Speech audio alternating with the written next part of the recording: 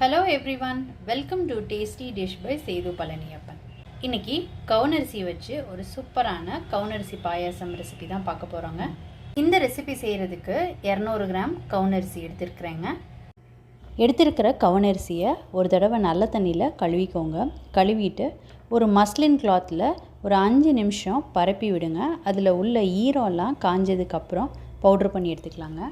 எந்த கப்பில் கவுனி அரிசி எடுத்தீங்களோ அதே கப்பில் 1/4 கப்பு பாசிப்பருப்பு எடுத்துருக்குறேங்க. துணியில் காய வச்சுருந்த கவுனி அரிசியில் உள்ள ஈரமெல்லாம் போயிடுச்சுங்க. இப்போ கவுனி அரிசியை ரவை பதத்துக்கு கிரைண்ட் பண்ணி எடுத்துக்கலாங்க. இந்த மாதிரி கவுனி அரிசி கிரைண்ட் பண்ணதை குக்கரில் சேர்த்துக்கிறேங்க. 1 டம்ளர் கவுனி அரிசிக்கு 5 டம்ளர் தண்ணி சேர்த்துக்கிறேங்க. ஊற வச்சுருந்த 1/4 டம்ளர் பாசிப்பருப்பு இதில் சேர்த்துக்கலாம். நல்லா கலந்து விட்டுக்கலாம் ஒரு தடவை. இப்போ குக்கரை மூடி 4 விசிலுக்கு வேக விட்டு எடுத்துக்கலாங்க. எந்த கப்பில் அரிசி எடுத்தீங்களோ அதே கப்பில் வெல்லம் 2 கப் எடுத்துக்கோங்க. 1/4 கப் தண்ணி சேர்த்து இதை கரைச்சி எடுத்துக்கலாங்க. குக்கரில் வேக வச்சதை நான் ஒரு அடிகனமான பாத்திரத்துக்கு மாற்றிருக்கிறேங்க. இப்போ இதில் வெல்லம் கரைச்சதை சேர்த்துக்கிறேங்க.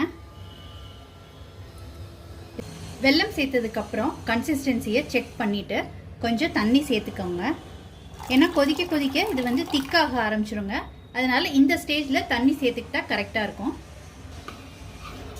ஒரு 2 to 3 மினிட்ஸ்க்கு ஒரு கொதி வரட்டுங்க. இப்போ இதில் ஏலக்காய் தூள் சேர்த்துக்கிறேன்.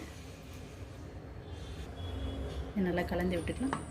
இப்போ நெய்யில் வறுத்த முந்திரி பருப்பு கிஸ்மிஸை இதோடு சேர்த்துக்கிட்டு நல்லா கலந்து விட்டுக்கலாம்.